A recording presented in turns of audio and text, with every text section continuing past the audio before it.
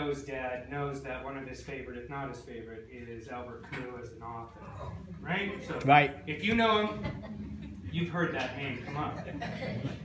So life being absurd, what's the point? You know, you're going to die anyway.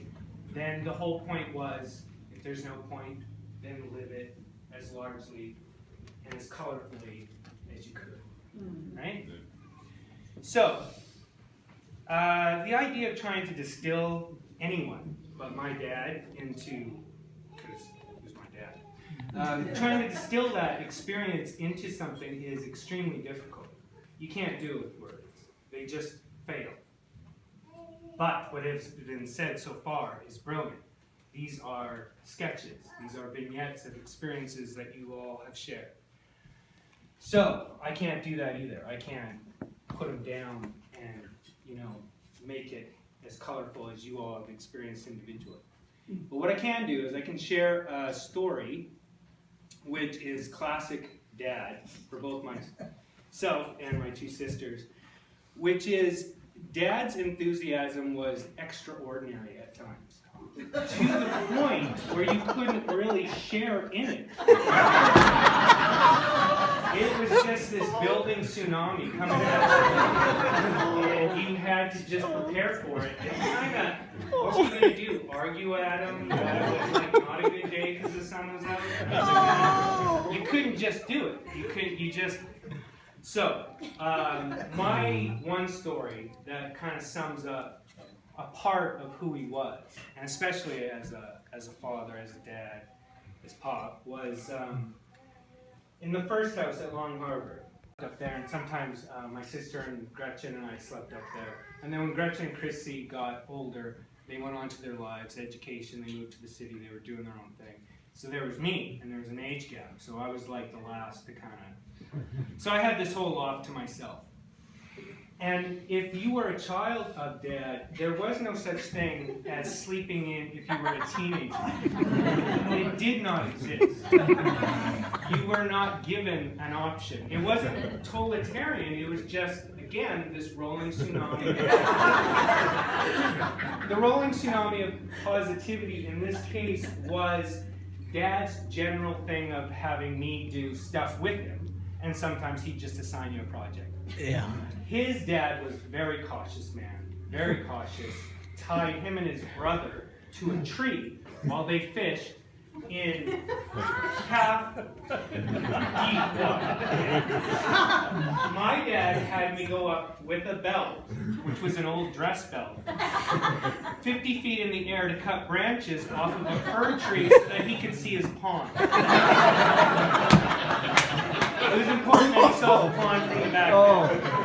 So, you can see where the rebellion started. You tie a man to a tree, he sends his children up the tree. So anyway, I'm sleeping in this attic, and Dad got this new record. So for anyone who's younger, records are plastic. Right? You drop what they call a stylus or needle onto it. It circulates at a certain RPM, and it sounds like something. So anyway, he got this new album called Centerfield by John Fogerty. And he was always a big John Fogerty fan, but not really big. But I mean, he loved Bob. And he had the song Centerfield hymn. And it's like, if anyone's heard the song, put me in coach, I'm ready to play, and you hear the clapping and stuff like that. So, again, can't sleep in as a teenager. And Dad had you chop wood, stain a door, refinish it, you know, dig a horseshoe pitch because family from the States is coming up, people like to play horseshoes, dig it, just do it. So, you do all that kind of stuff, and he's good about it. I mean, he's somehow, you know, he's like Tom Sawyer, he gets you to paint the fence, and you're painting the fence and going, wait, how did this happen? So, anyway, he gets up, and you know he's up. You can already hear it. And you're just like going, all right, what are we doing today?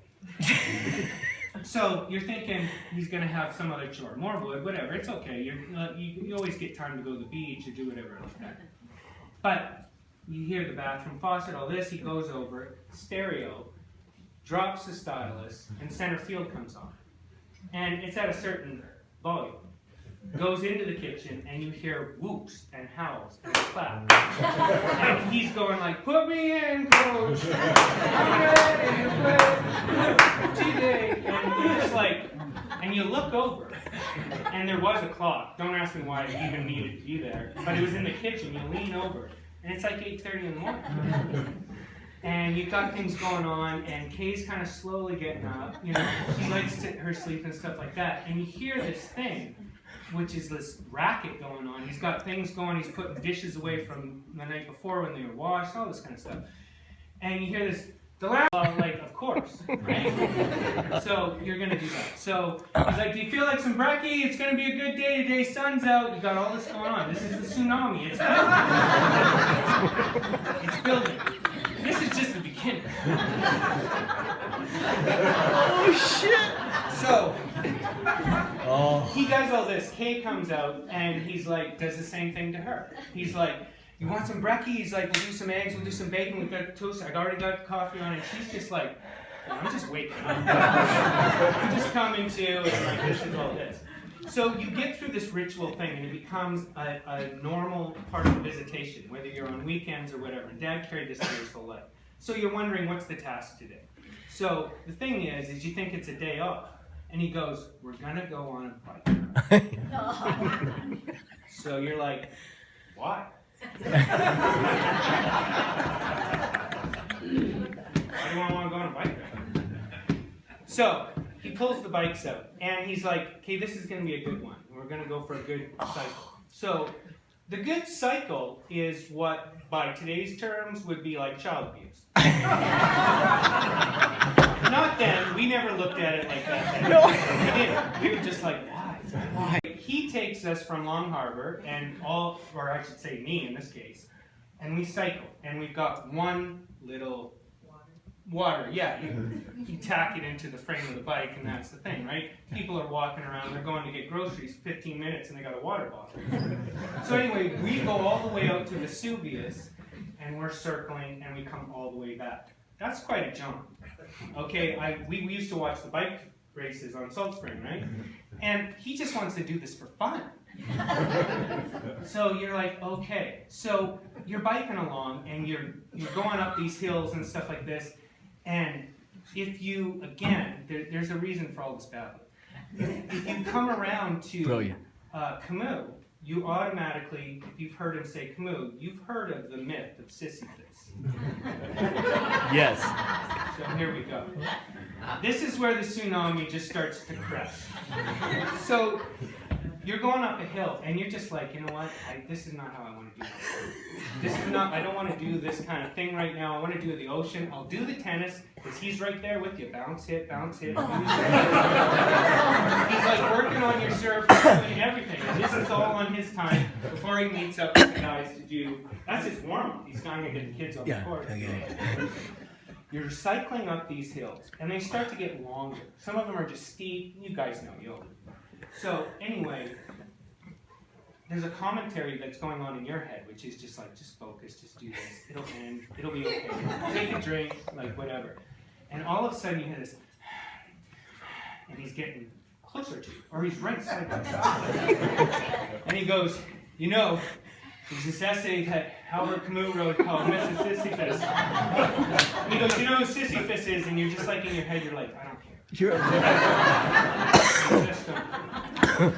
Okay. He's like, he has to roll the rock up. He gives you the whole, cliff notes because he's breathing. And you go through all this, and you're like, yeah, okay. And he's like, but the thing is, when Sisyphus got to the top, he could never get that rock right onto the top. It would always, for somehow, slip. He would slip. The rock would roll down. But what Camus actually wrote about was, what if, on your way down, you got to think of anything you wanted? Because you knew eternity, you're pushing that rock up. You could go down, you could fantasize about another life, you could regress back to childhood memories, you could do any of that. And he's like, isn't that a beautiful image? And you're like, what? You're 11. And you're just going for it, right? But he plants the seed, and now you can't get it out of your head. It's just ticking away. It's starting to grow. So then, you get halfway through the cycle ride, and you see these beautiful like field, and there's like this lone arbutus tree, and it's like just beautiful, and you're just riding along, and you start to kind of get it, and you're like, oh, this is pretty, I kind of see what's going on here. You get a glimpse of it. And of course, you're on a straight stretch, so that doesn't hurt either. And you're coming down a hill, and all the sweat, because it's hot, and all the sweat is starting to, the breeze is hitting you, and it just feels great. And you're just like, okay, I get it, this feels good. And then all of a sudden you hear this, and he's coming up beside you, and he's like, this is him on the downward slope. You're supposed to enjoy this ride. Get out of here. So you agree with him, but he steals it from you somehow. I had it and I lost it. So you're going along and you get to the last leg of it. And it seems like forever, but it's not. And you get to the last leg of it and you're going up. And he says, I'll race you. And this is where, you see that smile. And, on a normal day, you're like, what a beautiful smile. What a beautiful face. But on this day, you're like, okay. And so you got yourself to beat him. And he's trying, but he's laughing. And you're like filled with all this childhood rage and rebellion, and you're just like, I'm going to do it. And at some point, you pull it, you're just going. And you know what you hear? You hear him go, okay. And he's giving you one of these.